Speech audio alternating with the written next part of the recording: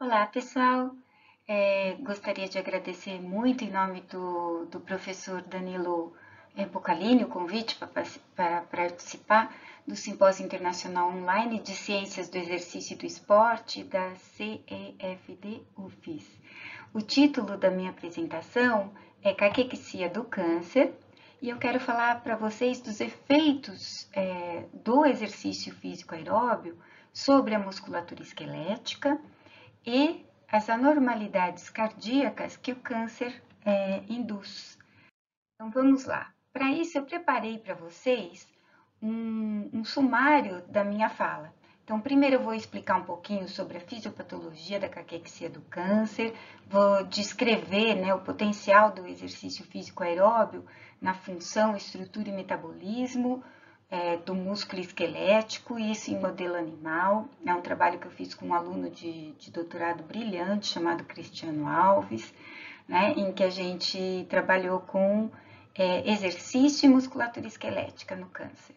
E aqui eu vou descrever também um outro trabalho de uma aluna de mestrado minha, Larissa Gonçalves, que também fez um trabalho muito bonito sobre o impacto do exercício na função e estrutura cardíacas, porque o câncer também afeta o músculo cardíaco.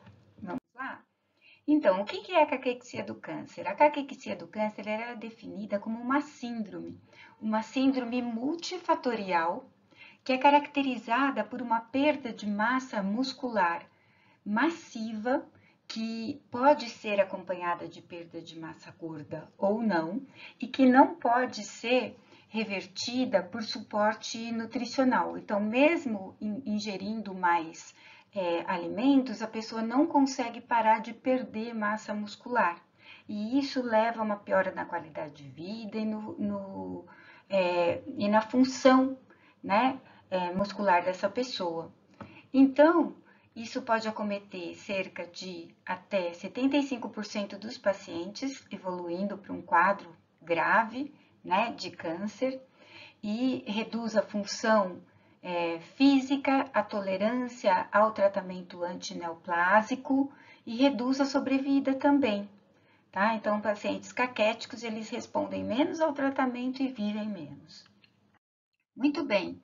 Então, a caquexia, ela é uma síndrome multiórgão, então ela afeta vários órgãos, né, levando a uma ineficiência metabólica, perda de massa muscular, perda de gordura e uma inflamação sistêmica. E ela pode acometer tanto o músculo esquelético, conforme vocês podem observar aqui, que vai perdendo massa muscular, como também leva a uma disfunção cardíaca e um remodelamento cardíaco que é deletério. Ok? Vamos começar falando um pouquinho sobre a musculatura esquelética. Né? Então, o que acontece na caquexia do câncer? Então, o paciente com câncer, em geral, ele diminui muito a ingesta, ele tem anorexia, né? Ele tem distúrbio metabólico, e as próprias células aqui, ó, cancerígenas, elas liberam aqui, né, alguns fatores na circulação que contribuem para a inflamação sistêmica, para um aumento na inflamação de órgãos e sistemas, um aumento de estresse oxidativo, catabolismo proteico. Por que esse catabolismo proteico exacerbado, né? Para fornecer o quê? Proteína como fonte de energia também, né, para células tumorais. Então, você tem uma disfunção nesses órgãos e sistemas. Aqui a gente tem o músculo esquelético, que leva a um quadro de perda de massa muscular e de caquexia, atrofia, disfunção, que levam a uma intolerância à realização de exercício físico, de esforços e de diminuição na qualidade de vida. Vários ensaios clínicos já foram iniciados tentando minimizar essa síndrome da caquexia em humanos. Com o quê? Com estimuladores de apetite, por exemplo, medicamentos que levem a uma diminuição na inflamação sistêmica e na inflamação muscular, né? Agonistas beta-adrenérgicos para tentar segurar a massa muscular, ou mesmo quando você tem um déficit, um exagero de atividade nervosa simpática, tentando minimizar esses impactos no músculo e nos vasos, né? No entanto, ainda nenhum tratamento se mostrou eficiente para o tratamento da caquexia do câncer. Não há, hoje em dia, tratamento para essa síndrome. Então, eu quero mostrar para vocês, né, o que acontece na caquexia com a disfunção muscular, falar um pouquinho das espécies reativas de oxigênio e dessa disfunção metabólica que acontece. Por quê? Porque são necessárias estratégias para testar se a gente conseguir minimizar essas alterações que ocorrem no músculo esquelético, né, nos estágios mais pré-caquexia ou antes de você ter um agravamento, uma caquexia refratária que você não consegue mais reverter, se você pode conseguir aí melhorar a qualidade do músculo, melhorar a sobrevida do paciente, fazer com que ele tenha uma melhor responsividade, inclusive ao tratamento, né? E se a gente for pensar, né, na nossa área, eu sou uma fisiologista do exercício, então pensando no exercício físico aeróbio, né, o que ele faz? Ele aumenta a capacidade antioxidante, ele diminui a inflamação, ele melhora a função mitocondrial, né? Ele melhora o metabolismo muscular, prevenindo até a perda de massa muscular.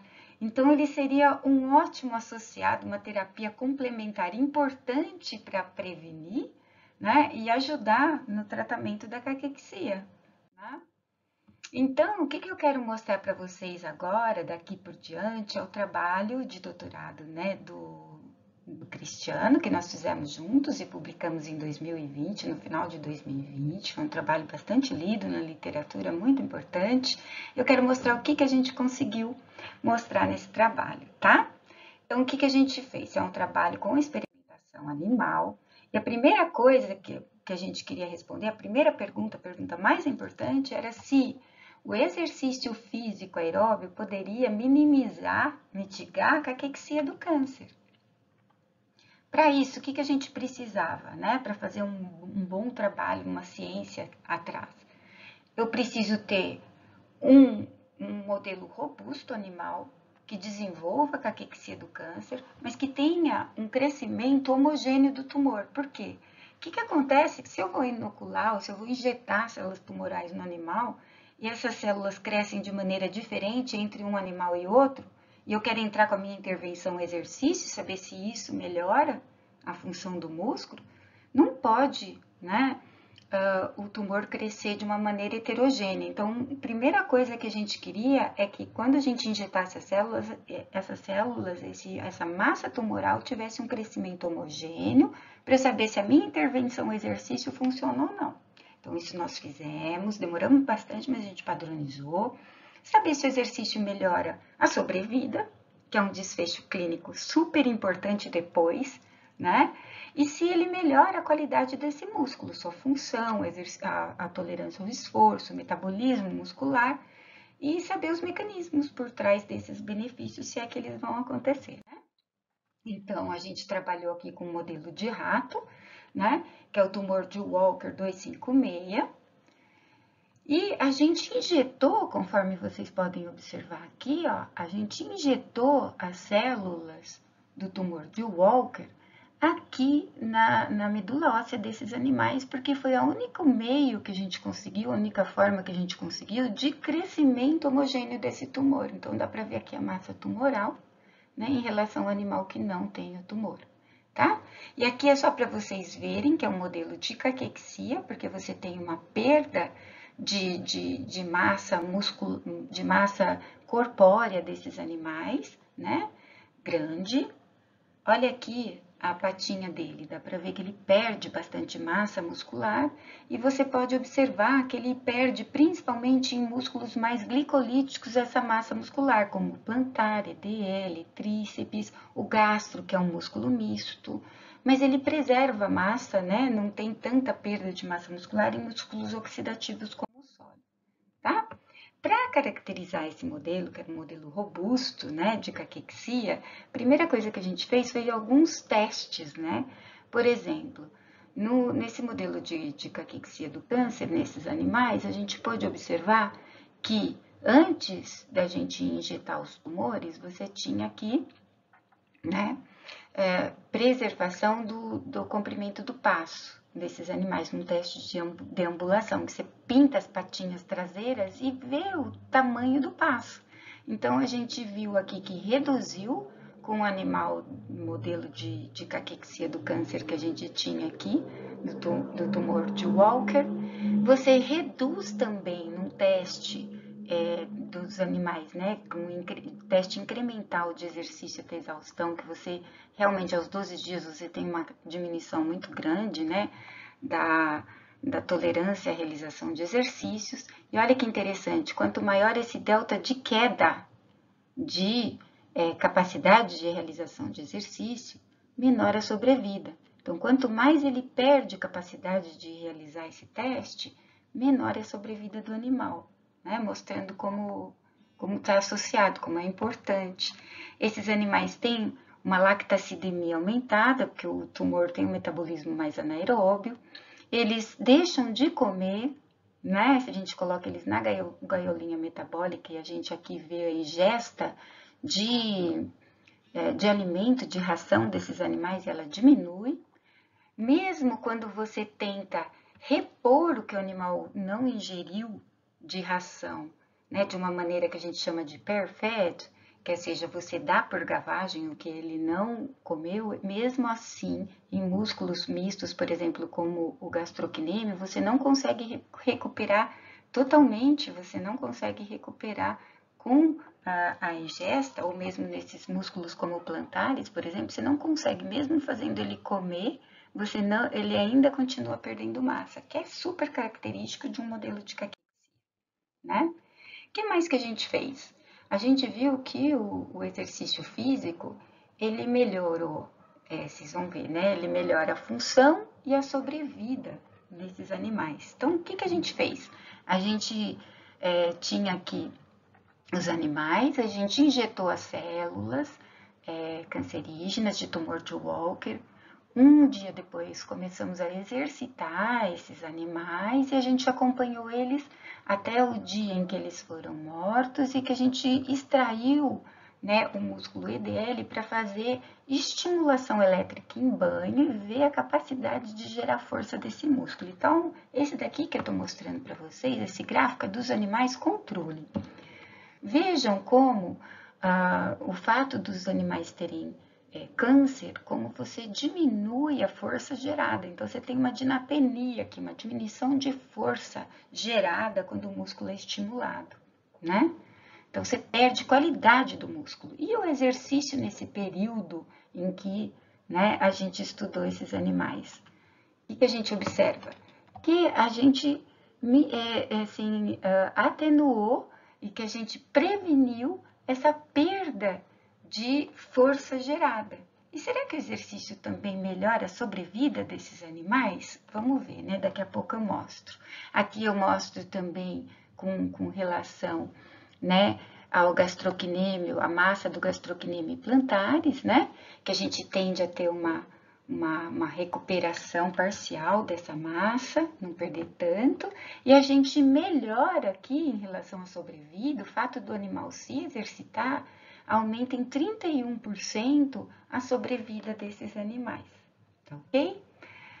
E o que mais que a gente quis saber? Qual é o mecanismo envolvido nessa melhora da qualidade do músculo, na sobrevida, na melhora do metabolismo desse músculo, né, de minimizar essa perda de massa. Então, o que a gente fez? A gente teve a oportunidade de fazer uma parceria com a Noruega, uma parte desse trabalho, eu e e o Cristiano, nós estávamos na Noruega, então nós fizemos lá, com a colaboração dessa facility aqui em Trondheim, Promec Facility. Então, o que a gente fez? A gente levou os músculos dos animais para lá e a gente queria saber o quê? Que proteínas estão diferencialmente expressas no músculo no câncer? Então, vamos supor, no animal controle, no músculo, essa proteína, vamos supor, está aqui nesse nível. A gente quer saber quais estão diferencialmente expressas, para baixo ou para cima dessa condição, né, comparando o controle com câncer. E daí, em seguida, o que a gente queria saber? Que proteínas que, quando eu faço exercício, elas trazem essa diferença de volta para o controle, ou seja, elas vão no sentido inverso da doença. E daí a gente conseguiu identificar, quando a gente comparou o câncer com o treinamento, a gente conseguiu ver 73 proteínas alteradas e 12 proteínas que responderam com exercício, tentando normalizar as alterações que a condição câncer levava. E uma dessas proteínas é a COPS-2, que a gente nunca tinha ouvido falar, e falou assim, vamos supor, vamos ver o que ela faz no músculo, né? A gente comprou o anticorpo para essa proteína, a gente viu que, de fato, igual foi mostrado na proteômica, quando nós fizemos pelo método de Western blot, a gente viu a expressão dessa proteína no músculo dos animais, ela estava diminuída, e o treinamento, tentou e recuperou parcialmente aquele já. Não é mais diferente do animal controle, tá vendo? Aumentou os níveis dessa proteína. Ótimo, será que ela é importante? O que será que ela faz? Né? Então, a gente viu que essa é uma proteína.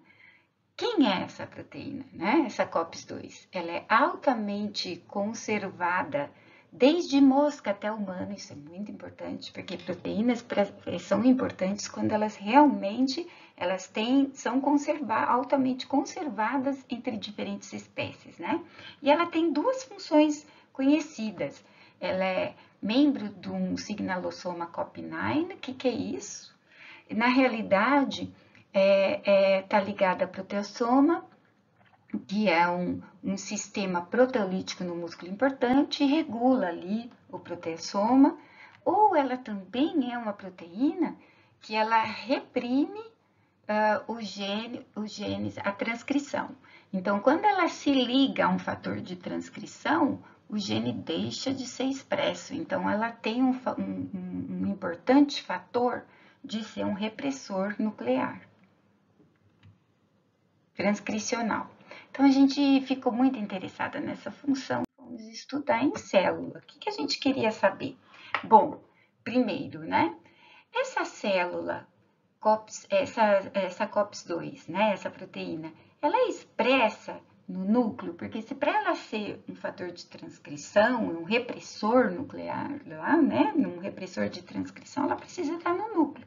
Então, a gente comprou o anticorpo e viu nas células de mioblastos aqui, células musculares, a gente queria saber se ela estava no núcleo das células, e aqui a gente pode ver que sim, o sinalzinho em verde aqui. Esse sinalzinho roxo marca o núcleo da célula, e aqui a gente fez a colocalização da COPS-2 no núcleo, junto com a marcação de núcleo, mostrando que ela é uma proteína nuclear, ou seja, tem provavelmente o fator de repressor nuclear mesmo. Aí, o que mais é que a gente quis fazer que ficou muito interessante? A gente pegou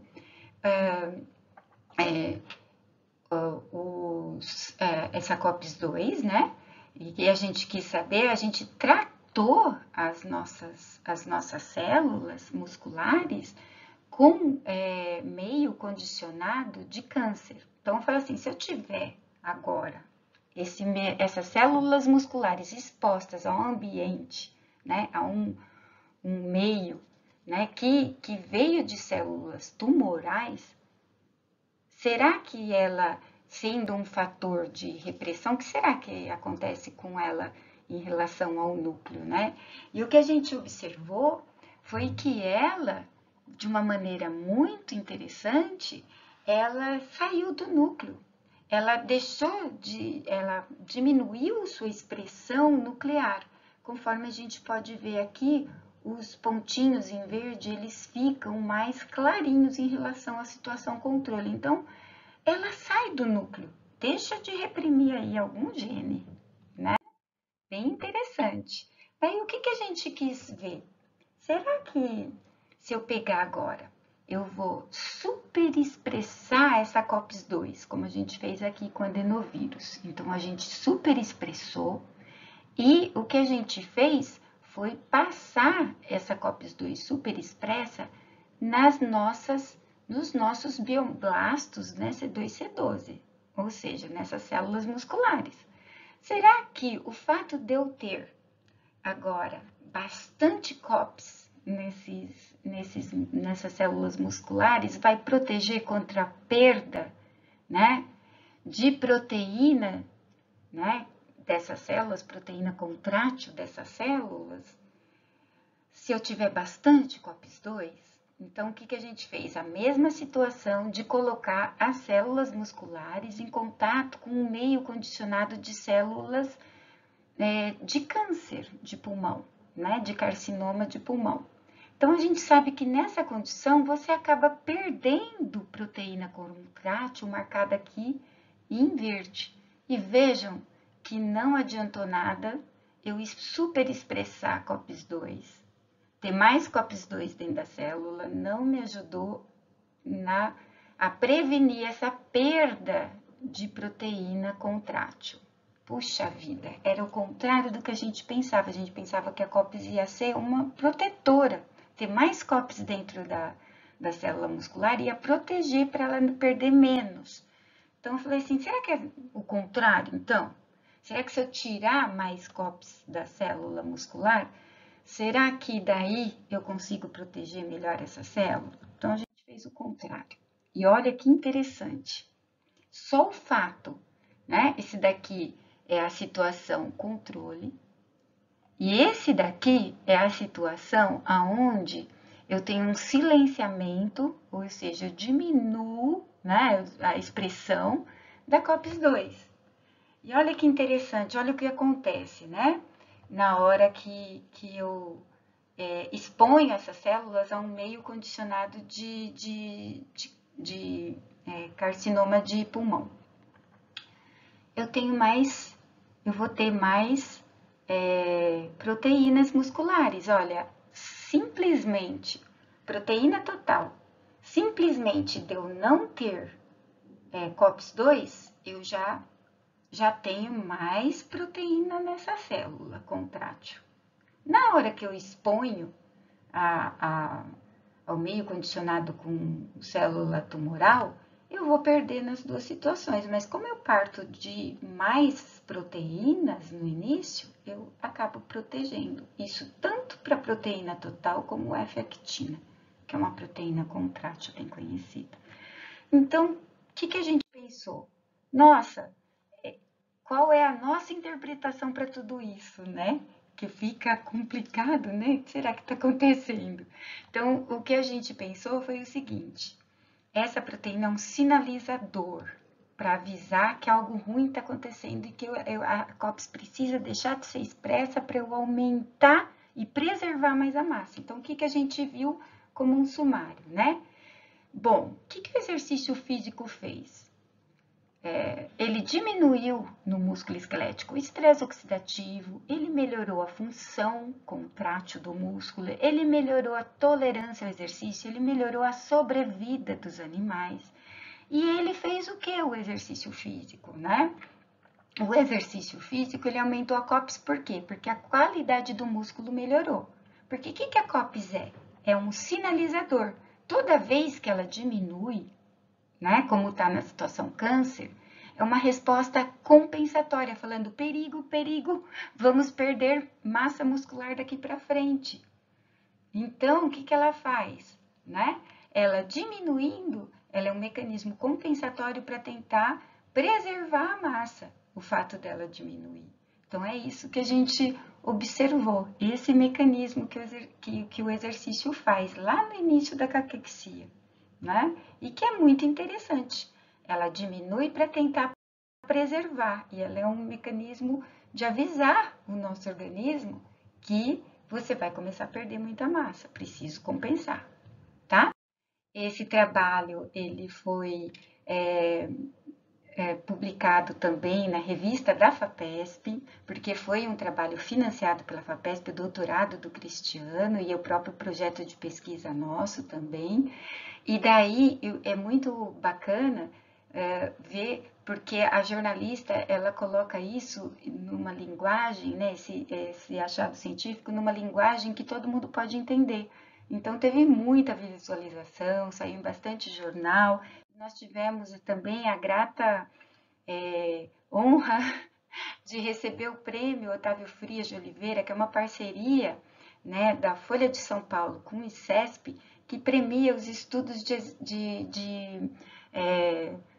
impacto sobre o tratamento do câncer, né? E nós ganhamos em pesquisa em oncologia. Então, isso nos deu muita satisfação. Por que a gente acha que é importante, inclusive, divulgar esse prêmio? Porque foi um prêmio que é conquistado por uma terapia que é uma terapia das menos custosas, que é o exercício físico, para divulgar que o exercício físico é um importante tratamento complementar ao câncer, né? Não foi uma pesquisa dada para uma imunoterapia, que também é muito importante e tudo, mas foi um reconhecimento do exercício na oncologia. Então, isso nos deixou muito felizes, né?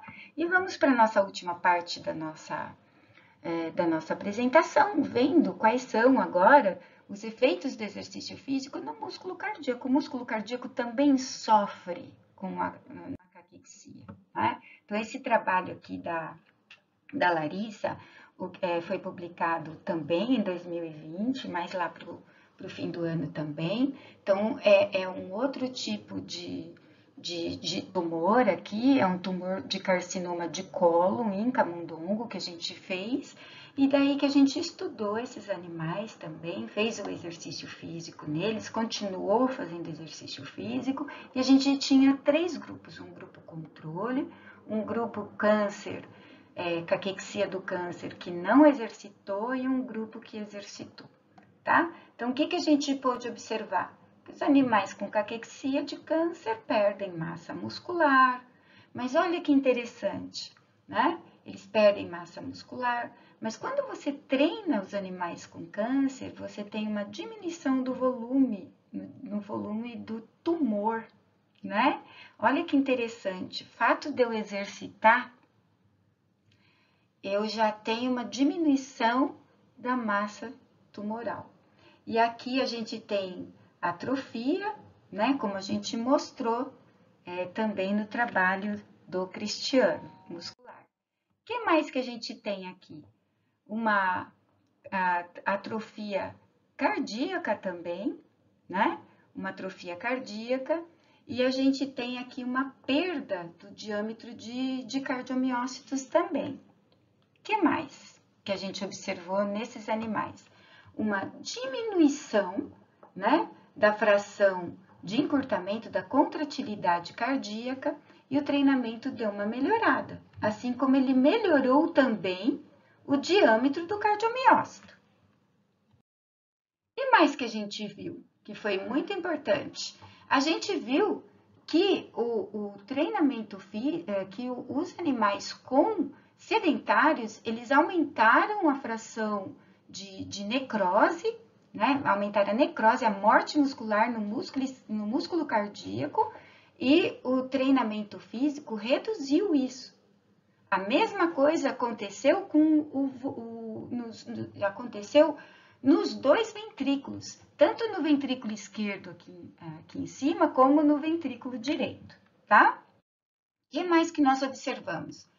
Que inflamação, o infiltrado de células mononucleares está aumentado no coração, tanto no ventrículo esquerdo em cima, como no ventrículo direito, e o treinamento diminui esse infiltrado, né, inflamatório aqui no coração desses animais. Então, o treinamento diminui a necrose, o treinamento diminui a inflamação, e o treinamento também diminui a fibrose, né? O tanto de colágeno que se tem aqui. Olha como aumenta as fibras colágenas e olha como o treinamento diminui isso. Isso é muito importante, né? E isso estava relacionado com genes envolvidos no aumento da expressão de colágenos no coração. Então, o treinamento acaba diminuindo o TGF-beta. Né?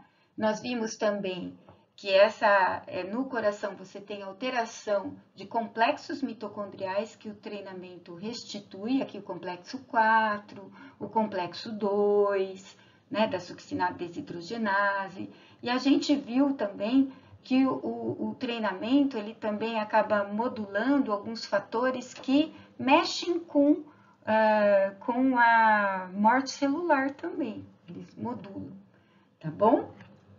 Então, esse foi o trabalho da Larissa. Então, o que a gente viu no coração na caquexia do câncer?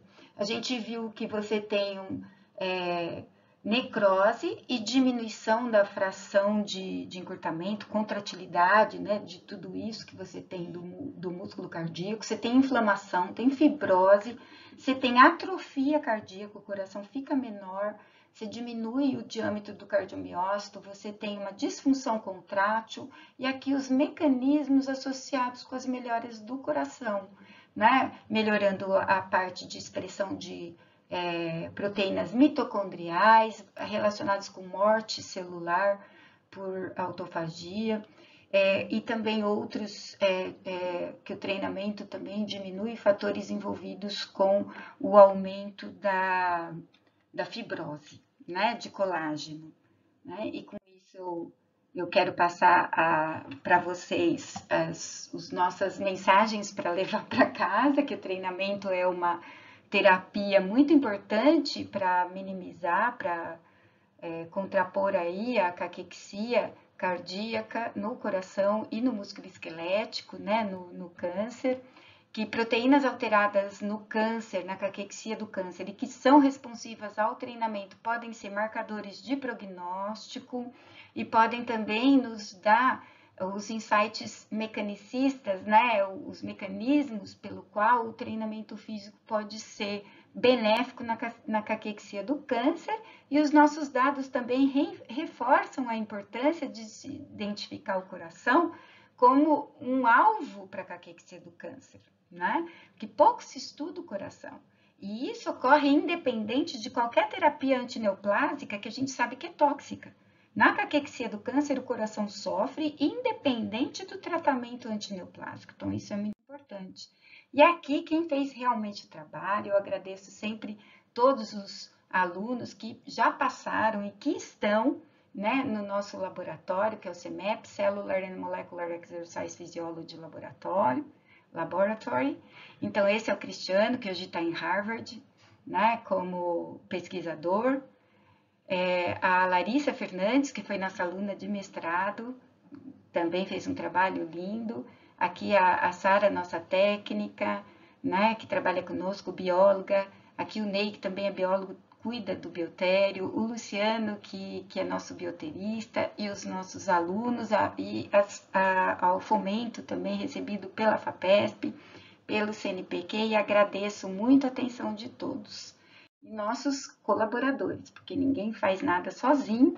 Então, tanto no Instituto do Câncer, Hospital Sírio-Libanês, na Escola de Educação Física, na Noruega, na Universidade de Harvard e de Bath. Muito obrigada e até mais. Até logo.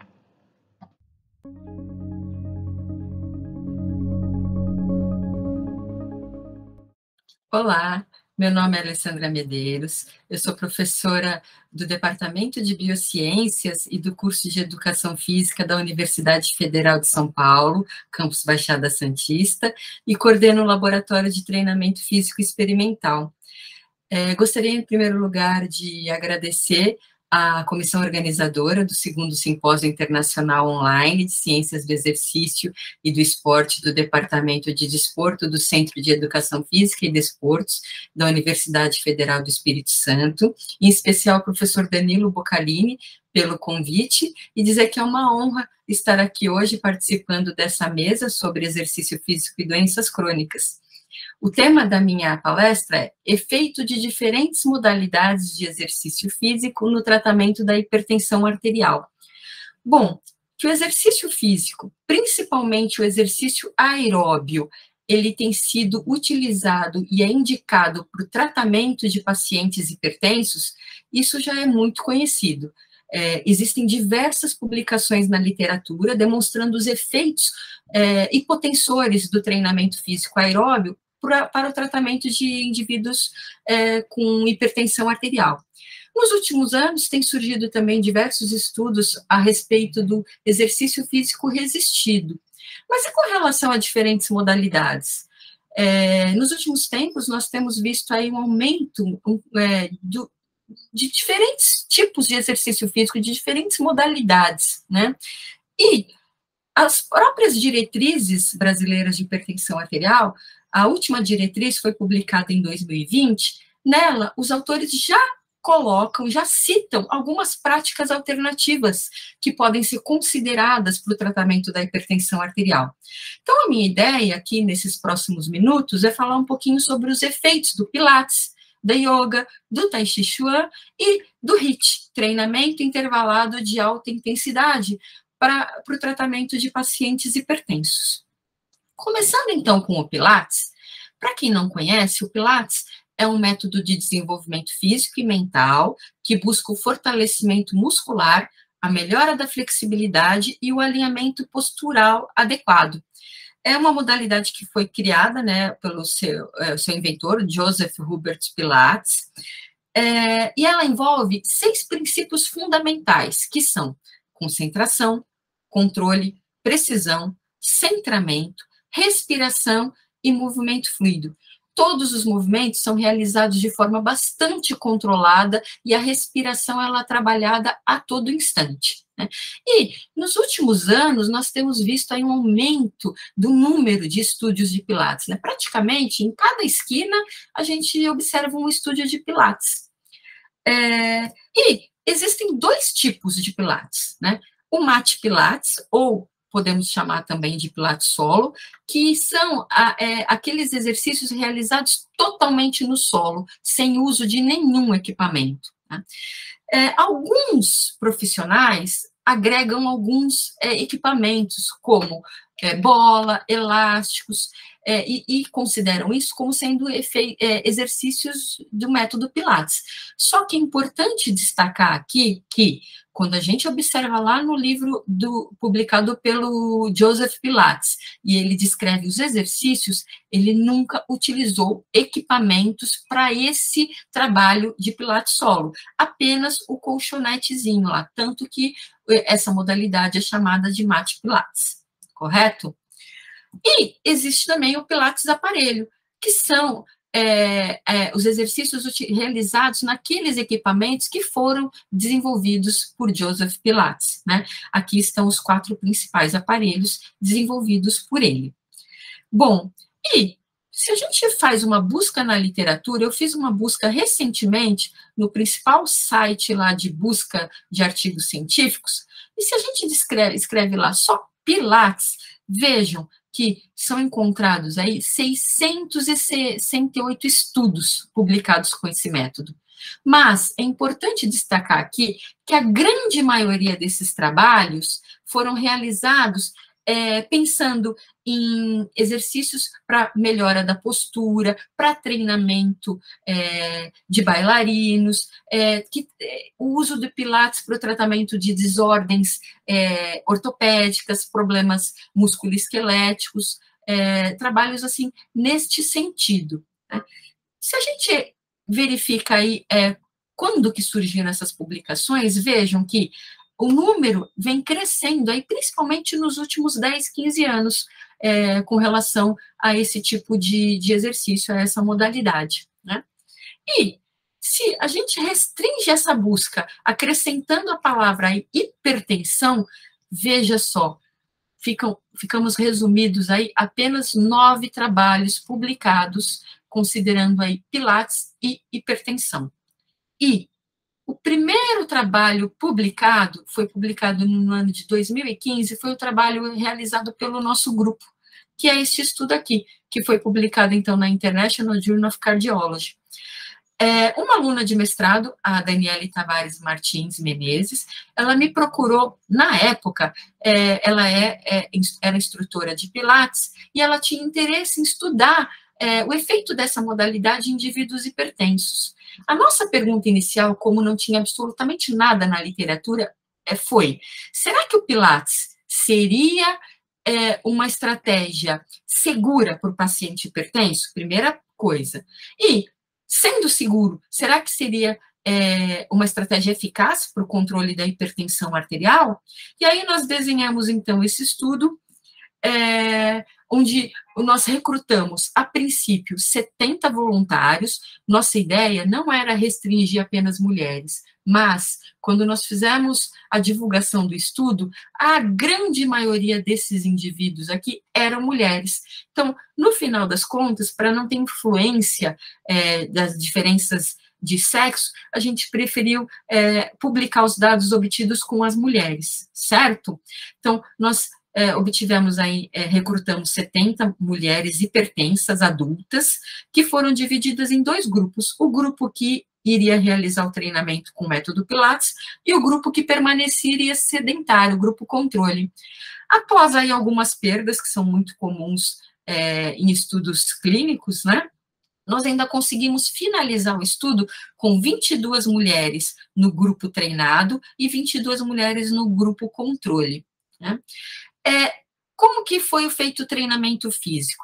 O treinamento físico foi realizado durante 16 semanas, 2 vezes por semana só. Por quê? Nós queríamos mimetizar o que é utilizado na prática. A grande maioria das pessoas que procuram os estúdios de Pilates, como o Pilates não é uma modalidade barata, as pessoas acabam praticando 2, no máximo 3 vezes por semana. Então, nós queríamos utilizar o que é realmente o que as pessoas procuram aí no seu dia a dia, né? Então, as mulheres realizaram treinamento durante 16 semanas, 2 vezes por semana, e cada sessão tinha 60 minutos de duração.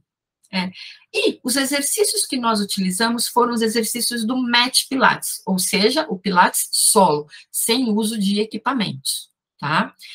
Cada sessão de treinamento era composta de 10 minutos de aquecimento, 35 minutos de exercícios propriamente do método Pilates.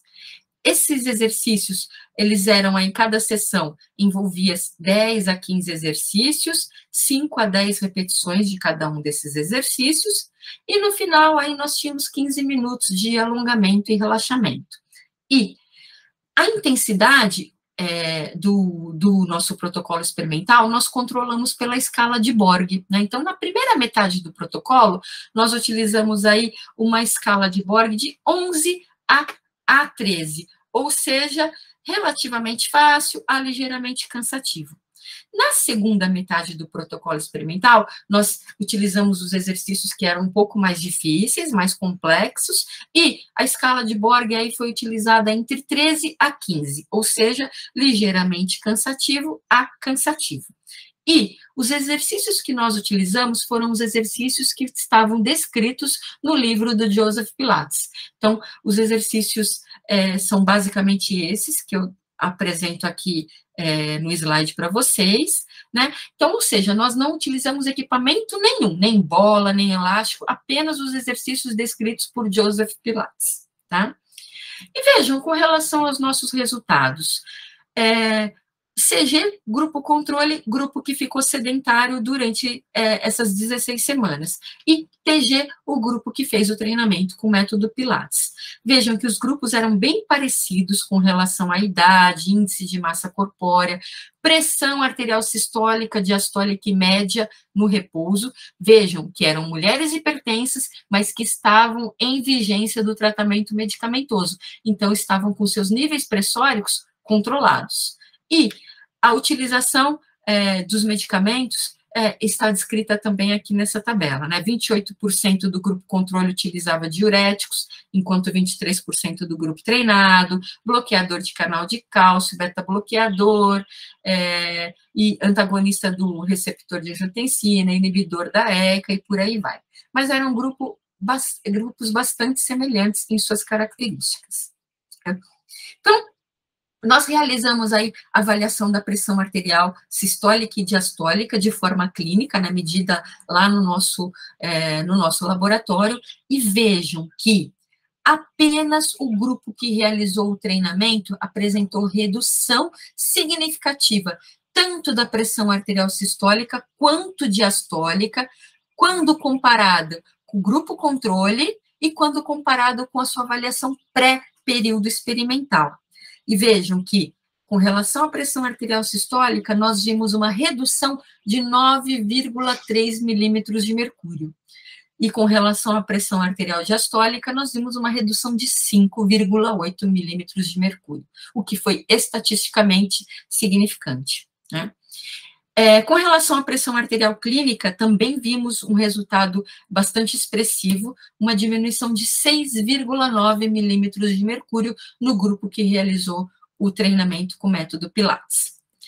Essas mulheres também realizaram a MAPA, a monitorização ambulatorial da pressão arterial, e veja só que interessante, quando nós avaliamos a média das 24 horas obtidas aí pela MAPA, tanto pressão sistólica, diastólica e média, todas elas reduziram de forma estatisticamente significante quando comparado tanto com o momento pré-experimental quanto com o grupo controle. E quando verificamos só as medidas durante o período de vigília, ou seja, o período que essas mulheres estavam acordadas, também vimos uma redução estatisticamente significante em todos os valores, pressão sistólica, diastólica e média, assim como no momento de sono, que essas mulheres referiram estar dormindo, pressão sistólica, diastólica e média também diminuíram de forma estatisticamente significante. Além desse efeito extremamente positivo na pressão arterial, o método Pilates, treinamento com o método Pilates, promoveu uma redução na circunferência de cintura e de quadril, não mudou massa corporal e IMC, mas reduziu circunferência de cintura e de quadril, mostrando aí que teve uma modificação na composição corporal. Promoveu aumento na força e na flexibilidade, que foram avaliadas pelo hand grip, aquele dinamômetro de preensão manual, a força, e a flexibilidade pelo banco de Wells. Promoveu melhora na qualidade e percepção do sono, melhora nos sintomas de depressão, estresse e na qualidade de vida dessas mulheres. Portanto, o Pilates foi sim seguro e não só isso, ele foi eficaz para o tratamento da hipertensão arterial. Após essa nossa publicação, surgiram alguns outros trabalhos aí na literatura. Vejam que as próximas 3 publicações foram revisões de literatura, onde essas revisões abordavam o efeito do Pilates na hipertensão arterial, essa primeira revisão.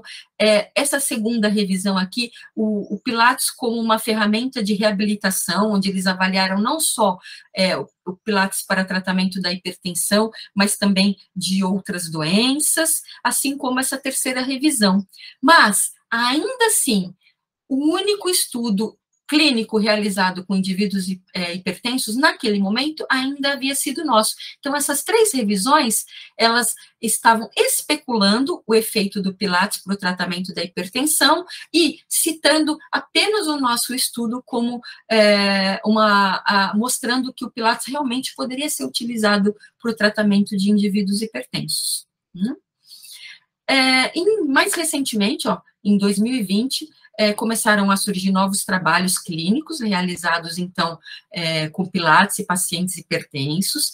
Vejam, esse estudo publicado por um grupo brasileiro também, eles avaliaram aqui, mulheres hipertensas e normotensas. Eles usaram essas mulheres normotensas como grupo controle. O treinamento com o método Pilates foi realizado, assim como o nosso, sessões de 60 minutos por dia, 2 vezes por semana só, e durante 12 semanas. Lembram o nosso? Nós havíamos utilizado um protocolo de 16 semanas, então um pouco mais longo. Nesse trabalho aqui, eles também, eles utilizaram o Pilates equipamento, então o Pilates aparelho, tá? Então foi diferente do nosso, e eles não encontraram efeitos estatisticamente significantes com relação à pressão arterial, não viram alteração estatisticamente significante, mas eles verificaram que as mulheres hipertensas que treinaram apresentaram redução da frequência cardíaca, tanto o grupo hipertenso como o grupo normotenso, mas apenas o grupo hipertenso apresentou também diminuição da atividade da creatina quinase. Então, mostrando aí que o Pilates não teve efeito direto na pressão arterial, mas teve efeito em algumas outras variáveis. Bom, mas os resultados com relação à pressão arterial não foram estatisticamente significantes. Mas quando nós verificamos lá o valor numérico, o grupo de mulheres hipertensas apresentou uma redução de 3,8 milímetros de mercúrio na pressão sistólica e 4 milímetros de mercúrio na pressão diastólica após o período de treinamento com o método Pilates. Não foi estatisticamente significante, mas nós podemos falar que esse número ele é clinicamente relevante, sim. Um estudo já relativamente antigo, aí publicado em 2002, mas bastante interessante, é um estudo que é muito citado, foi realizado aí de uma forma bem interessante. O que os autores demonstraram? Que pequenas reduções na pressão arterial sistólica já têm um impacto clínico bastante relevante. Vejam, eles demonstraram que uma redução pequena de 5 milímetros de mercúrio na pressão sistólica já é capaz de reduzir em 14% a chance de um indivíduo morrer por um AVC, em 9% por ele morrer de uma doença coronariana, em 7% redução da mortalidade total. Então, mostrando, sim, que pequenas reduções já têm um impacto bastante importante na sobrevida desses indivíduos hipertensos, certo? Então, apesar de não serem estatisticamente significantes, esses dados são, sim, clinicamente relevantes. Um outro estudo publicado também no ano de 2020 avaliou o efeito do Pilates solo, o mesmo que nós utilizamos, na função vascular e na massa gorda de mulheres obesas com a pressão arterial elevada. Vejam, não eram mulheres hipertensas, mas sim eram pré-hipertensas, ou seja, apresentavam aí os valores pressóricos na faixa aí limítrofe, sistólica entre 120 e 129 milímetros de mercúrio, certo? O treinamento foi realizado sessões de 60 minutos, 3 vezes por semana, então uma vez a mais aí do que o nosso estudo e do que esse estudo anterior que eu acabei de mostrar, e por 12 semanas, né? E olha só os resultados que interessantes, eles viram-se uma redução estatisticamente significante na pressão arterial sistólica e diastólica, e além disso, além de reduzir a pressão dessas mulheres que eram pré-hipertensas, o treinamento com o método Pilates melhorou a rigidez arterial e os níveis de óxido nítrico plasmático, eram mulheres jovens, obesas, e além disso, reduziu o percentual de gordura. Então, mostrando também aí que o Pilates parece ser bastante interessante para tratamento de hipertensão arterial. Um estudo já mais recente, publicado esse ano, né, avaliou, comparou, o que eles avaliaram? O efeito do método Pilates se realizado de forma isolada ou se realizado em conjunto com o treinamento aeróbio, aquele tradicional, que nós sabemos que já tem um efeito bastante positivo na redução da pressão arterial, em mulheres hipertensas. E olha só, então eram mulheres adultas hipertensas, o treinamento era realizado da seguinte forma: cada sessão tinha por volta de 40 a 50 minutos de duração, 2 vezes por semana, foram realizados aí durante 16 semanas. E eles separaram essas mulheres em 3 grupos. O grupo que permaneceu controle, ou seja, grupo que ficou sedentário. O grupo que realizou só o Pilates e o grupo que fez o Pilates combinado com o exercício aeróbico, que já era conhecido na redução da pressão arterial. E vejam só que interessante, eles encontraram uma redução estatisticamente significante na média da pressão arterial sistólica na média de 24 horas, realizadas pela MAPA. O grupo que fez só Pilates apresentou uma redução de 3 milímetros de mercúrio. O grupo que realizou Pilates mais o treinamento aeróbio apresentou uma redução de 5,48 milímetros de mercúrio. Então, o grupo que fez o treinamento combinado teve uma redução aí numericamente maior, mas estatisticamente falando, essas diferenças aqui não foram diferentes uma da outra, certo? Então, mostrando mais uma vez aí o efeito do método Pilates. Bom, esses foram os trabalhos que nós temos até o momento com relação ao Pilates para o tratamento da hipertensão arterial, certo? Então, são poucos os trabalhos, mas os trabalhos que nós temos aí na literatura mostram que parece sim que o Pilates é um método de treinamento eficaz para reduzir pressão arterial. E com relação ao yoga? O yoga já é uma modalidade bem mais antiga aí do que o método Pilates, né? O yoga já envolve aí vários estilos, linhas diferentes, mas significa controlar, unir. É um conceito que se refere às tradicionais disciplinas físicas e mentais originárias da Índia, é relacionada ao budismo, ao hinduísmo, com práticas como exercícios e meditação para trabalhar a parte física e também a mente. Inclui técnicas respiratórias e pode incluir conselhos nutricionais. E existem diversas práticas, técnicas diferentes de yoga, né? E vejam, com relação ao yoga, eu não consigo apresentar para vocês todos os estudos que nós temos na literatura, assim como eu fiz com o método Pilates, que nós tínhamos poucas coisas. Com yoga, o número de trabalhos já é bem maior. Mas vejam só, que esse ano foi publicado aí uma meta-análise, uma revisão sistemática com meta-análise, avaliando o efeito das diferentes modalidades de yoga no controle de indivíduos hipertensos. E olha só, após aquela busca inicial, vejam que inicialmente aí eles encontraram um número grande de trabalhos. Após remover as duplicatas, os trabalhos que estavam aí repetidos, eles encontraram 12.113 trabalhos, então um número bem considerável de estudos. Mas, obviamente, aí após uma leitura mais atenta e considerando os fatores de inclusão que eles utilizaram para essa meta-análise, eles conseguiram aí finalizar essa revisão com 33 trabalhos científicos, né? Então, vejam que é um número bem razoável, né? E olha só que interessante. O que nós temos aqui nessa imagem? Que todos esses trabalhos compararam o efeito do yoga no tratamento da pressão arterial com o grupo controle, aqui, o yoga versus controle na pressão arterial sistólica. Então, aqui, ó, os trabalhos que estão para o lado esquerdo aqui dessa barra do zero são aqueles que viram efeitos positivos do yoga na redução da pressão arterial quando comparado ao grupo que permaneceu sedentário. Então, vejam que a grande maioria dos estudos está aqui para o lado esquerdo, mostrando, então, um efeito favorável do yoga na redução da pressão arterial sistólica. Quando nós verificamos a média de todos esses estudos aqui, nós encontramos aí uma redução de 6,49 milímetros de mercúrio na pressão arterial sistólica.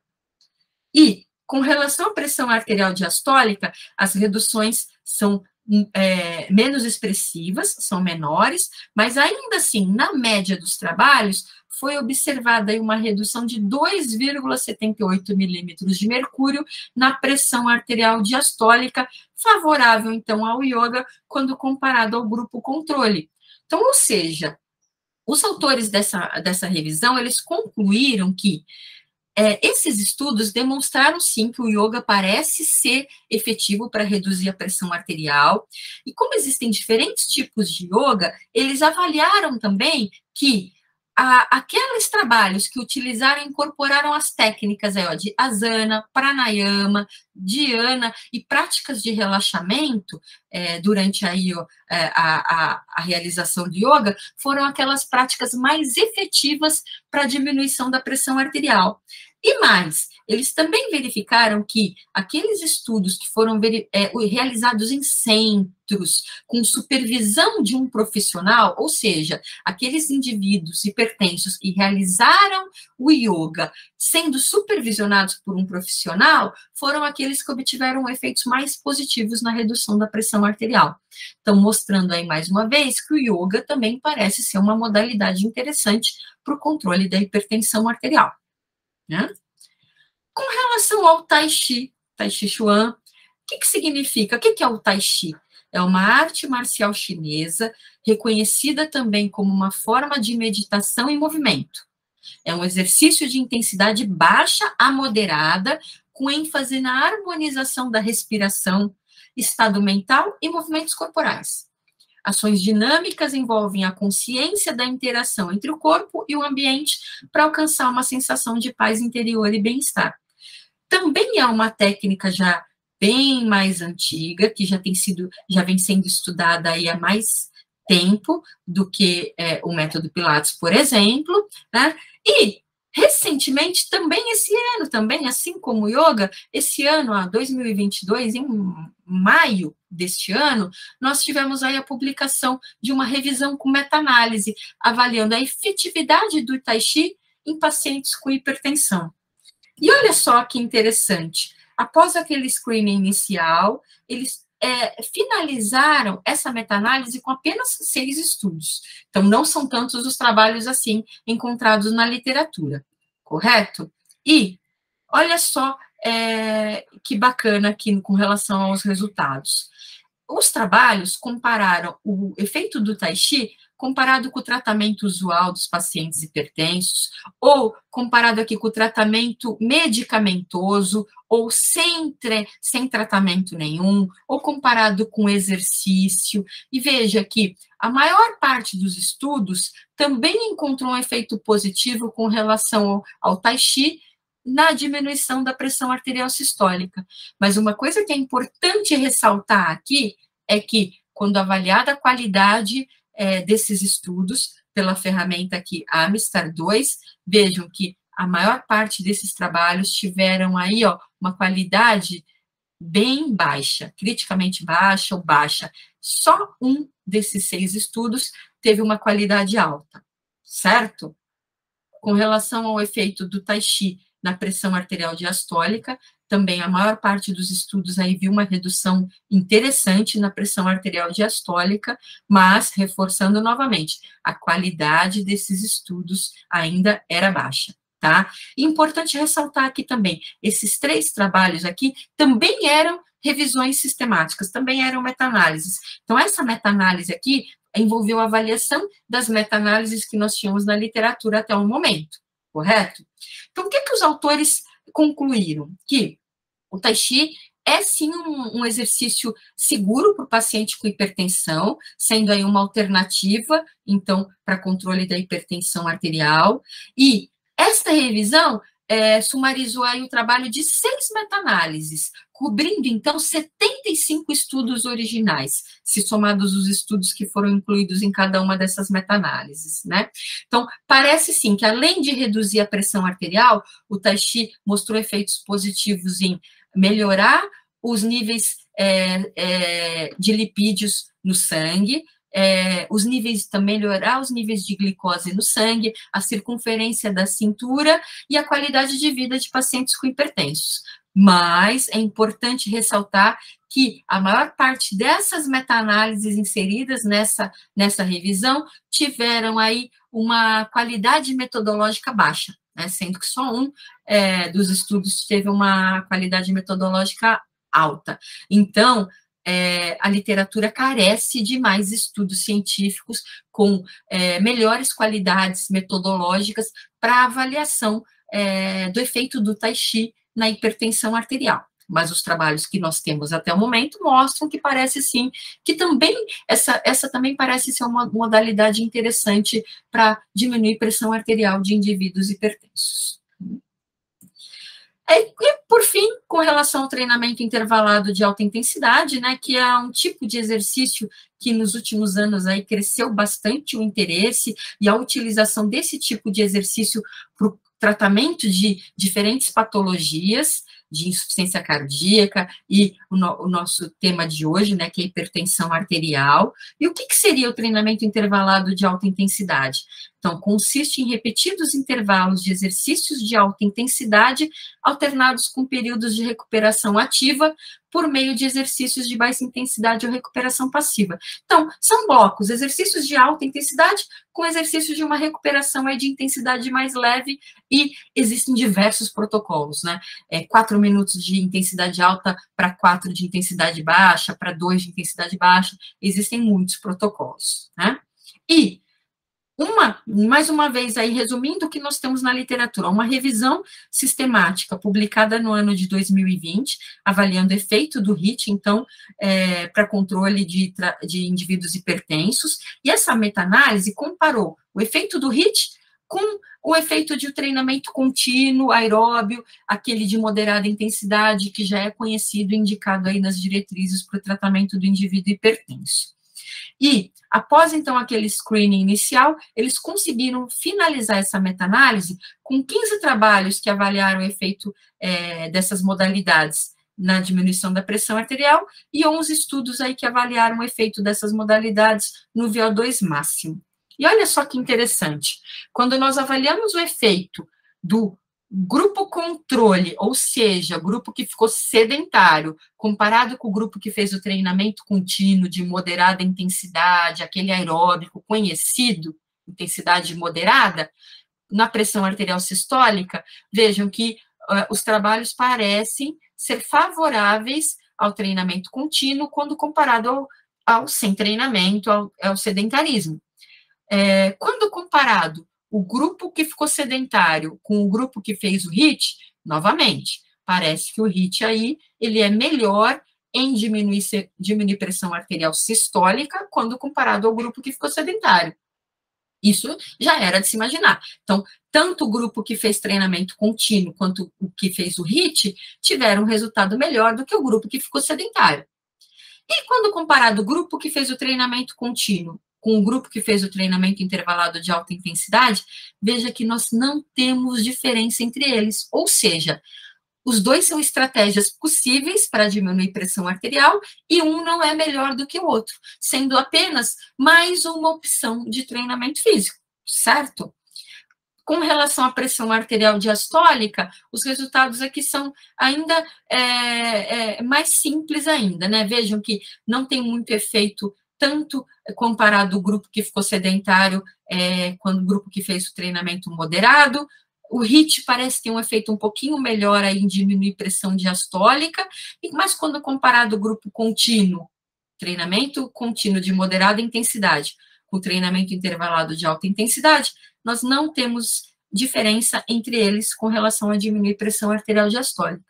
Então, novamente, reforçando, o HIIT parece, sim, ser mais uma estratégia possível para diminuir pressão arterial sistólica e diastólica, mas ele não é melhor do que o treinamento contínuo moderado, aquele que já é conhecido, correto? Serve, então, como uma estratégia aí um pouco diferente para variar um pouco as sessões de treino desses indivíduos, tá? Isso pelo que nós temos publicado até o momento, correto? Bom, então parece sim que essas modalidades que nós abordamos no dia de hoje têm efeito positivo para baixar a pressão arterial, mas é importante frisar aqui o que as diretrizes brasileiras de hipertensão mais recentes, que foram publicadas em 2020, indicam de exercício físico pensando no tratamento do indivíduo hipertenso. O indicado ainda é o treinamento aeróbio de moderada intensidade, mas as diretrizes já estão aqui, ó, indicando recomendações de prática de atividade física e exercício físico. Reduzir o comportamento sedentário, tá? Então, não adianta só fazer exercício físico, nós temos que reduzir o nosso comportamento sedentário ao longo do dia. Então, levantar por 5 minutos a cada 30 minutos sentado. Atividade física populacional, o indicado ainda é pelo menos 150 minutos por semana de atividade moderada. E de treinamento físico, o que é recomendado aí com nível de evidência A, grau de recomendação 1, aeróbico complementado pelo resistido, 3 a 5 vezes por semana de aeróbio, quanto mais melhor, sessões de 30 a 60 minutos por dia, intensidade moderada.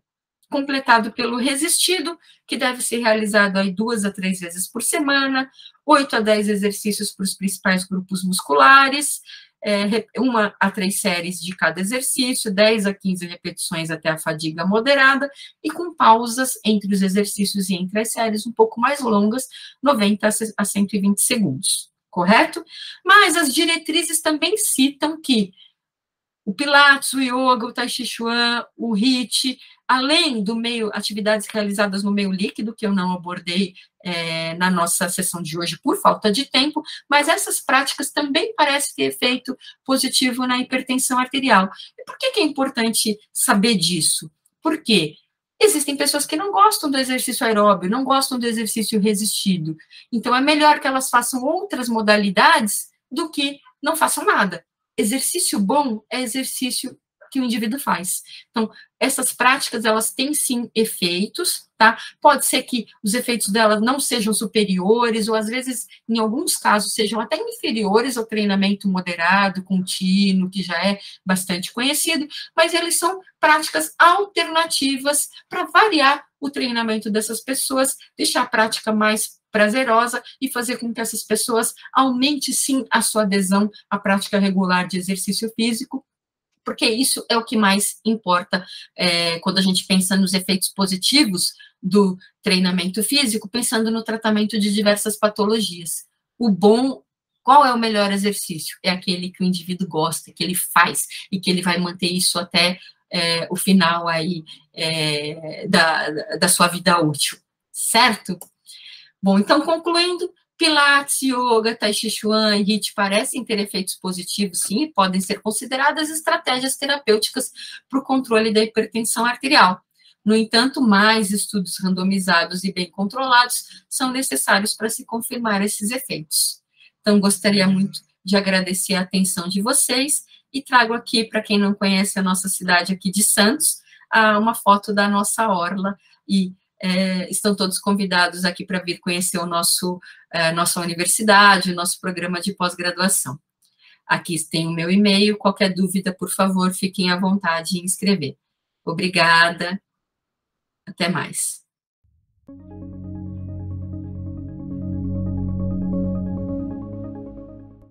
Olá, eu sou o professor Tiago Rosa e eu estou nesse simpósio para falar um pouquinho sobre exercício físico na prevenção e tratamento da doença renal crônica.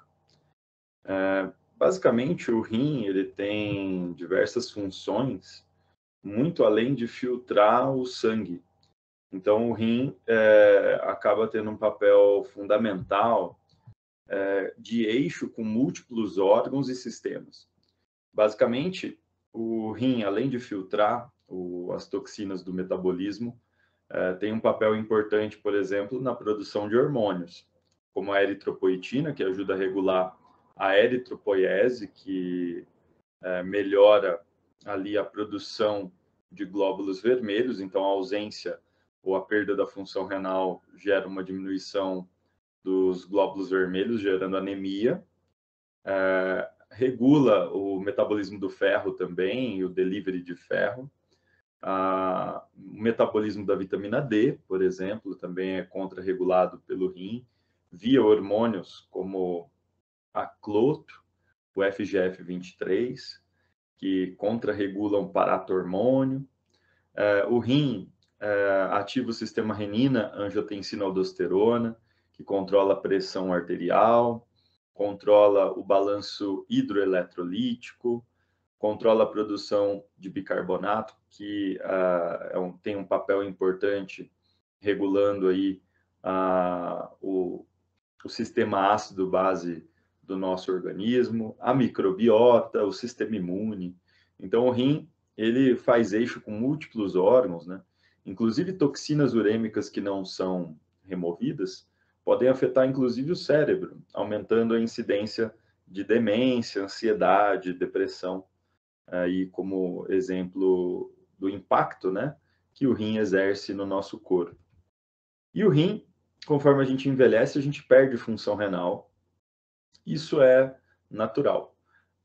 Se a gente pudesse hoje viver muitos anos a mais, né, a gente teria problemas aí com a função renal nos períodos finais, né, da nossa vida. Então, uma pessoa de 80 anos ter 50% da função renal é comum e é relativamente normal, tá? Essa pessoa vai ter uma qualidade de vida aí nos próximos anos boa, sem precisar de uma terapia renal substitutiva. transplante, hemodiálise, por exemplo, ou diálise peritoneal. O problema é que muitas doenças, né, como a hipertensão, diabetes, obesidade, aceleram esse processo de perda da função renal. Então, muitas doenças vão afetar aí a função renal, assim como também drogas, né, antibióticos, anti-inflamatórios não esteroidais, com uso indiscriminado, não bem recomendado pelos médicos, pode também gerar perda da função renal, assim como doenças autoimunes, né? Então, a gente acelera esse processo de perda da função renal quando a gente tem algumas doenças. Só que hipertensão, diabetes e obesidade são muito prevalentes. Logicamente, isso se torna mais importante em termos epidemiológicos. E o problema principal é que é subdiagnosticada a doença renal crônica nos primeiros estágios. Então, a gente classifica o estadiamento da doença renal em 6 estágios, que didaticamente são 5, porque o terceiro é dividido em 3A, 3B. Do estágio 1, 2 e até mesmo 3A, poucos sintomas ou nenhum vão aparecer. Então, se eu perguntar para você qual a sua taxa de filtração glomerular, que é o que a gente usa para medir a função renal, talvez você não saiba. E esse é um problema. Boa parte das pessoas não sabe a sua própria função renal. E no estágio 1, 2, a gente tem poucos sintomas. Os sintomas vão aparecer do estágio 3 em diante, como anemia, perda de massa óssea, fadiga, náuseas, vômitos, edema, inchaço, né? E no estágio 5, muitas vezes é recomendado já a terapia renal substitutiva por conta da falência renal mesmo. E aí, uma das terapias renais substitutivas é muito cara, como, por exemplo, a hemodiálise. Tem filtros de hemodiálise que custam mais ou menos R$ 2.800 e é utilizado uma vez só. Então, uma sessão de hemodiálise, facilmente, com o custo de material, filtro e recursos humanos, né, profissionais para trabalhar ali, pode ter um impacto aí fácil de 3 mil ou acima de 3 mil reais por sessão de hemodiálise. Os pacientes precisam, às vezes, de 2 a 4 horas por sessão, de 3 a 6 sessões por semana.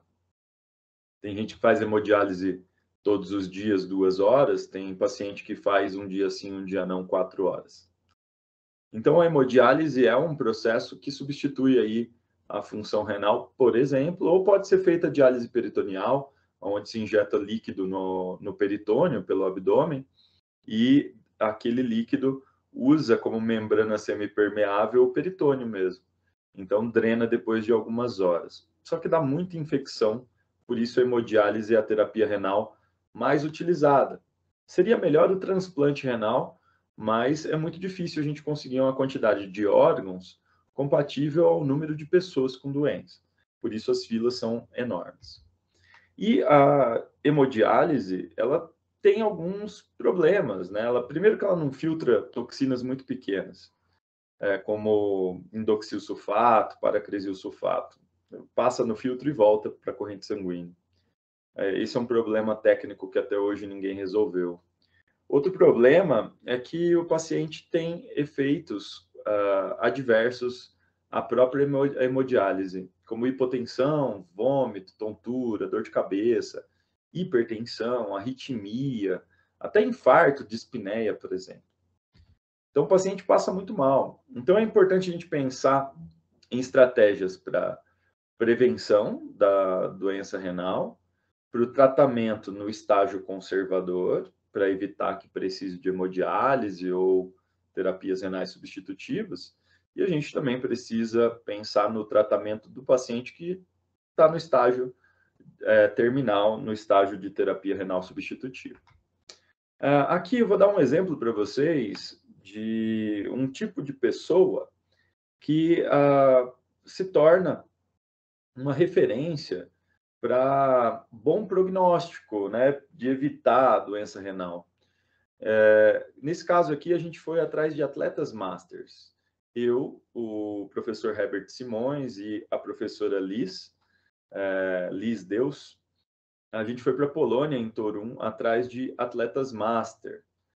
E esses atletas master passaram anos da sua vida treinando, fazendo dieta. Então, tem categorias até 90 anos, por exemplo, 70 anos.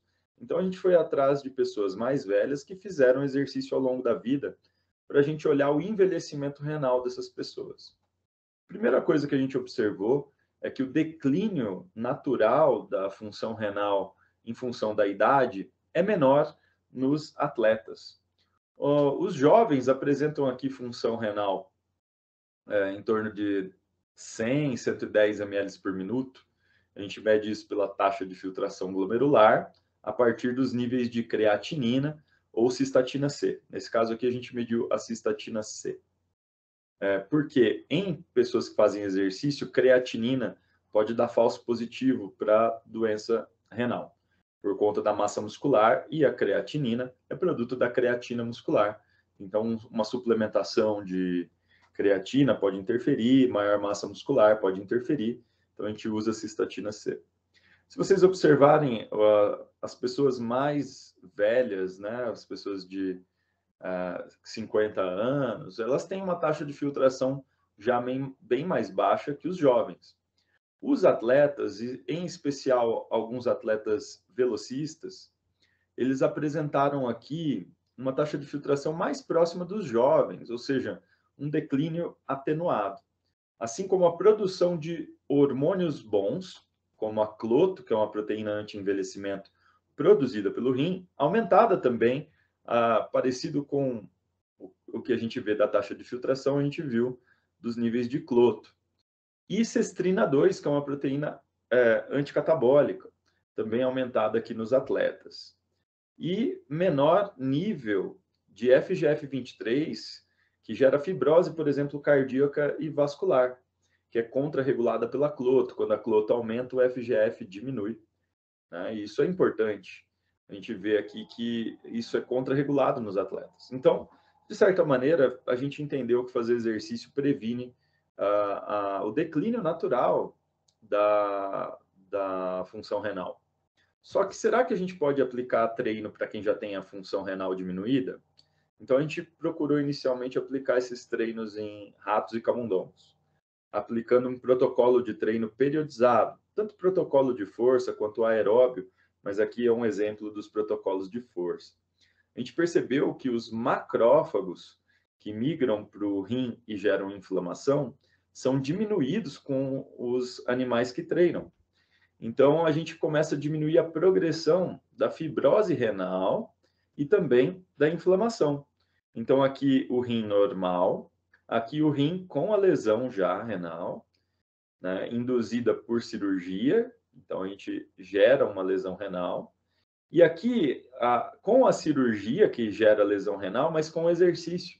Então, bem menos dessas áreas vermelhas aqui, que são pontos fibróticos no rim do animal. Ou seja, a gente começou a perceber que o exercício podia ser seguro para aplicar em seres humanos com lesão renal em estágios iniciais, né?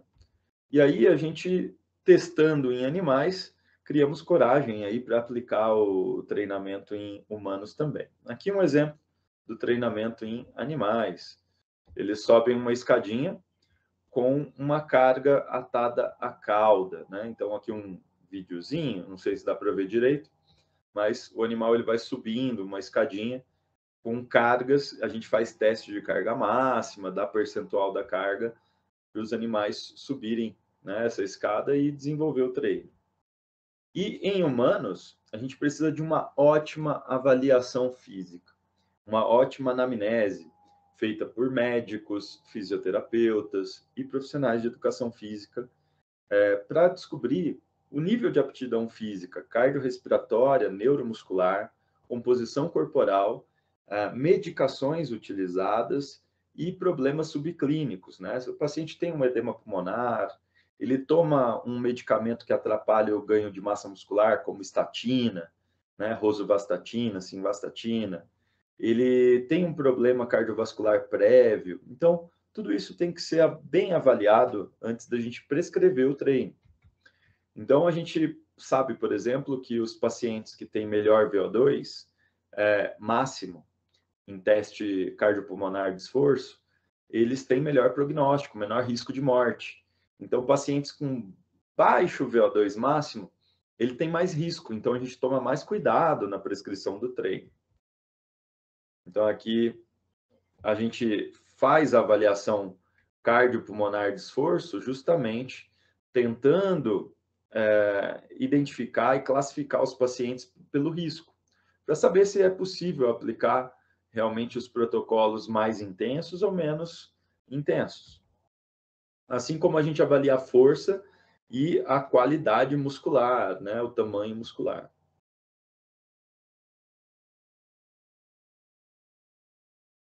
Aí o exemplo da dinamometria isocinética, né, para medir índice de fadiga, né? Então a gente faz uma boa avaliação física, uma boa anamnese e depois faz a prescrição baseado na individualidade do paciente. Se ele necessita mais do treino aeróbio, mais do treino de força, dos dois, qual o maior volume, qual o menor volume, e como a gente vai aplicar isso. Por que a gente faz isso? Porque a gente melhora o prognóstico do paciente treinando.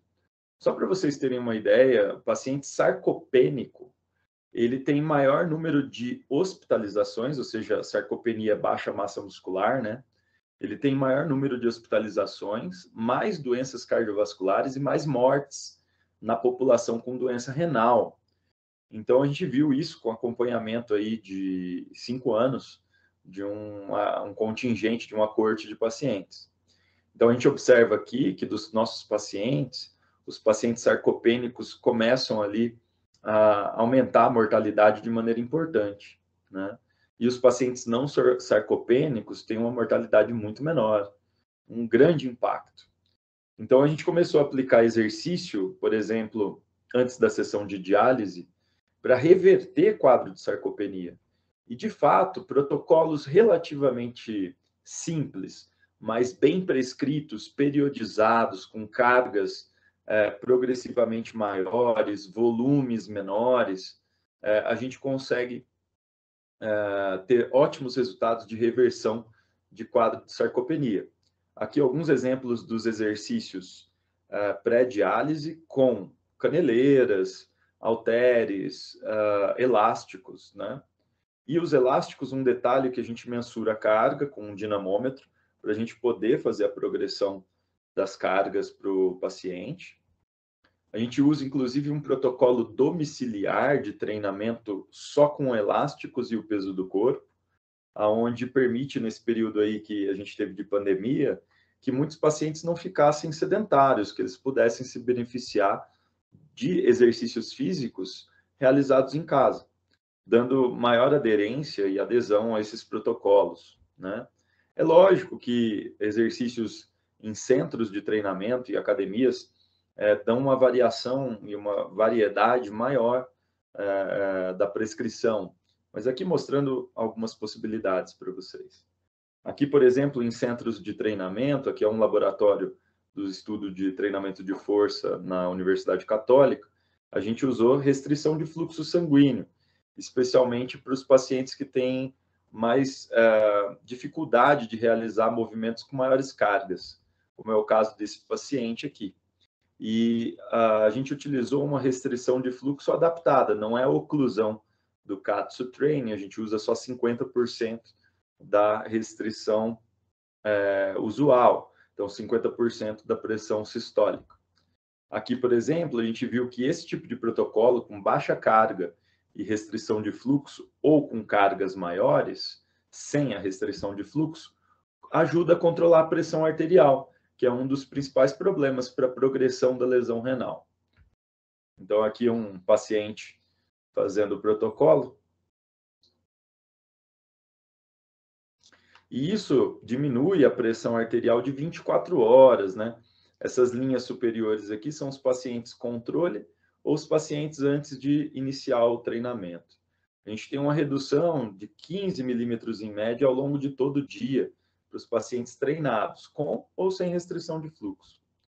Isso acontece porque a gente produz substâncias vasodilatadoras, como a angiotensina 1,7 e óxido nítrico, e diminui a produção de substâncias vasoconstritoras e que retém líquido, como a vasopressina, que é o hormônio antidiurético, que diminui, e a ADMA, a dimetil-L-arginina, que bloqueia as óxido nítrico sintases. Isso ajuda, por exemplo, nas medicações. O captopril, por exemplo, enalapril, inibidores da enzima conversora de angiotensina, eles perdem eficiência com o tempo porque o paciente vai produzindo mais ADMA para compensar. Com o treinamento, o paciente vai ter o benefício dessa medicação por mais tempo. E a gente foi verificar outros fatores, né? Como, por exemplo, as respostas hormonais e metabólicas. Por exemplo, os pacientes que treinam, eles aumentam os níveis de irisina, sirtuína 1, diminui os níveis de leptina e aumenta os níveis de adiponectina, melhorando a captação de glicose e a sensibilidade à insulina. Isso acaba diminuindo fatores inflamatórios, como a proteína C reativa, o GDF-15 e o TGF-beta, de causarem uma inflamação renal e diminuir a progressão da lesão renal com o exercício. Então, o exercício ele gera esse efeito anti-inflamatório. Gera um efeito de controle no sistema nervoso autonômico. Então, a gente viu isso usando a variabilidade da frequência cardíaca e também verificando o balanço redox, o sistema antioxidante e pró-oxidante dos pacientes. Então, existe um aumento da atividade parasimpática e diminuição da atividade simpática com o treinamento, assim como melhora da defesa antioxidante. E a gente viu que o sistema imunológico também melhora, evitando a progressão da lesão renal. Então, vejam só que a taxa de filtração glomerular aqui, ela diminui no paciente controle, mas diminui menos nos pacientes que treinam com ou sem restrição, né? Existe aumento dos níveis de cloto e estabiliza os níveis de FGF23. E isso feito em protocolos, né, que a gente sabe que progressivamente o paciente está melhorando. Então, melhorar a performance, ou seja, o volume total, a carga máxima nos treinamentos, é um fator importante. Por isso, a gente periodiza protocolo de treino, realiza mesociclos, diminui volume com aumento de carga, com periodizações lineares simples, para que a gente tenha certeza que o volume total, a carga máxima do paciente em cada exercício esteja melhorando. Essa melhora está muito associada às melhoras dos sistemas endócrino, cardiovascular e também renal dos pacientes. Além disso, para os pacientes terminais, é muito interessante que se faça o exercício, porque as toxinas urêmicas aumentam a chance de depressão e ansiedade nesses pacientes. E o músculo, ele tem uma conexão com o cérebro através de substâncias como irisina e o BDNF, fator neurotrófico derivado do cérebro, comunicando do músculo ao cérebro um efeito antidepressivo e anti-ansiedade. E a gente viu isso aplicando protocolos de treino em pacientes durante a sessão de hemodiálise. Isso aumenta os níveis de BDNF e melhora os sintomas, né, de depressão e ansiedade dos pacientes. Aqui um protocolo de treino intradialítico durante a sessão de hemodiálise. E a partir desse trabalho aqui, a gente produziu esse artigo gerando um insight do eixo músculo-cérebro-renal, já que a gente consegue, com o BDNF, diminuir esses sintomas de ansiedade e depressão, aumentando a qualidade de vida e também a capacidade antioxidante desses pacientes. Além disso, a gente viu que os pacientes em hemodiálise também se beneficiam dos protocolos dinâmicos de treinamento. Os isométricos não funcionam tão bem, mas os dinâmicos melhoram também os níveis de leptina, adiponectina, proteína C reativa e óxido nítrico. E olha só, o óxido nítrico ele está associado ao volume total, então tem que melhorar o volume total para que a gente tenha melhora dos níveis de óxido nítrico e melhora da captação de glicose. Além disso, tem paciente que tem maior risco de fazer os exercícios. Pacientes com dedímero alto, dedímero é um marcador de tromboembolismo, glicemia mais alta, pressão arterial mais alta, pacientes mais velhos ou com proteína C reativa.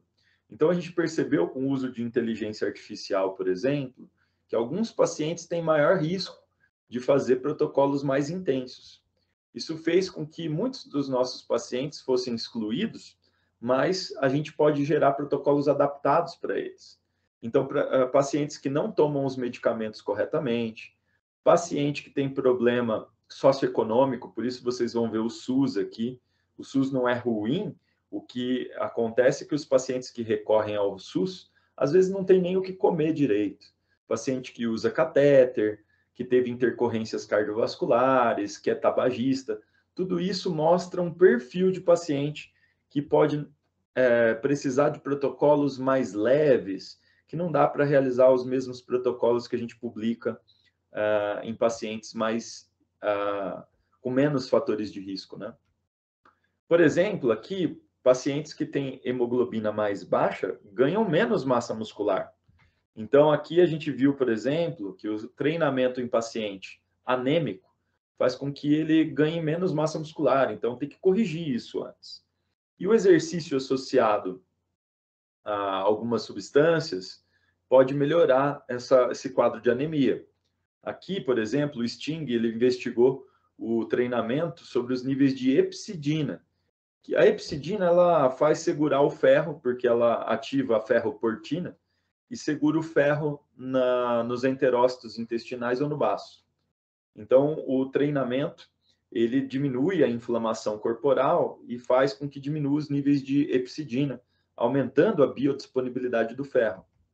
E aí a gente viu que o exercício associado ao sulfato ferroso e associado à eritropoetina é a combinação perfeita para se livrar da anemia.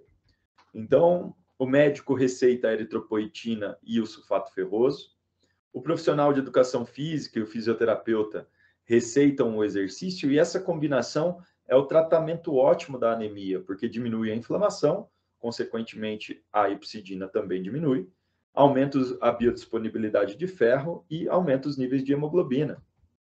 A gente percebeu que também havia uma melhora na qualidade do sono, então os pacientes que treinam melhoram a qualidade do sono, aumentam os níveis de cestrina 2. E por que é importante cestrina 2? Porque as toxinas urêmicas do paciente causam perda de massa óssea, massa muscular e problema cardiovascular. E as toxinas urêmicas fazem isso porque afetam as mitocôndrias.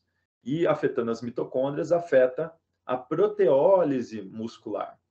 O exercício via cestrina bloqueia essa proteólise, evita o efeito catabólico das toxinas urêmicas. Além disso, regula o eixo esclerostina FGF23-cloto, mantendo a massa óssea. Então, a gente começou a perceber que o controle do cálcio, do fósforo, do produto cálcio-fósforo, vitamina D, paratormônio, é bastante regulado com o treinamento, né? Especialmente o treinamento dinâmico e não o treinamento isométrico. Isso regula a atividade dos osteócitos, os osteoclastos e os osteoblastos, permitindo com que a gente regule o paratormônio via cloto e perca menos osso. Na verdade, tem até aumento da densidade mineral óssea em alguns pacientes. Aqui, um dos pacientes como exemplo. Esse é o Bernardo, né? O Bernardo teve uma doença, uma retocolite ulcerativa, e por conta do uso de um medicamento, ele perdeu a função renal, está no estágio 4, né? E ele é um paciente nosso, é pesquisador também, e a gente tem tido um bom prognóstico dele com o treinamento.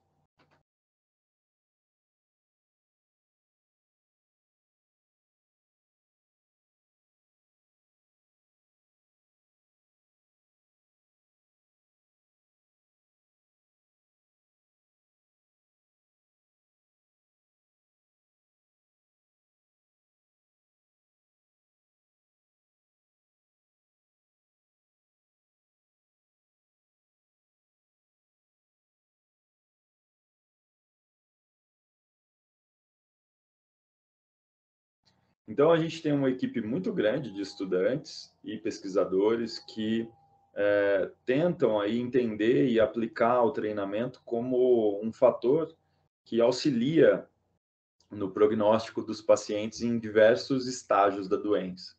Então, estudantes de pós-doutorado, doutorado, mestrado, aqui alguns deles, o Hugo, a Liz, o André, o Sting, o Fernando, a Andréia, o Vitor e a Thaís Branquinho. Aqui eu tenho o Fernando, a Fernanda, o José Adeirton, a Bruna, o Anderson, o Michel, a Jéssica, o Rodrigo e o Rafael. Eu tenho vários alunos da iniciação científica, a Bruna, o Arthur, Giovana, Isabela, Vitória, Beatriz, Lucas, Vitória, Marra, Annelise, Nayara, Tamires, Luísa, o Matheus e o Jean. Eu tenho médicos que são importantes para ajudar na inserção e no encaminhamento dos pacientes para protocolos de exercício físico. Então, esses médicos são fundamentais nesse processo para incentivar o paciente a protocolos de exercício, né? Então, a doutora Mariana Menegusso, doutor Luiz, a doutora Ellen, a doutora Thais, doutor Estênio, doutor Tiago e a doutora Carmen Tisano. Pesquisadores também, que são parceiros, né, que são fundamentais para nós, o doutor Santarém, o doutor Carlos Eduardo Amorim, a Deise, o Otávio Franco, o Luiz Sinésio Neto, o Jonato Prestes, Herbert Gustavo Simões, Marcelo Mori. Nós temos o nosso time internacional, eu não vou citar um por um aqui para não demandar mais tempo, mas a gente tem uma equipe muito grande para auxiliar a gente nesses protocolos. Então, meu muito obrigado, espero ter dado uma visão geral dos protocolos de exercício na doença renal crônica. Então, um grande abraço a todos.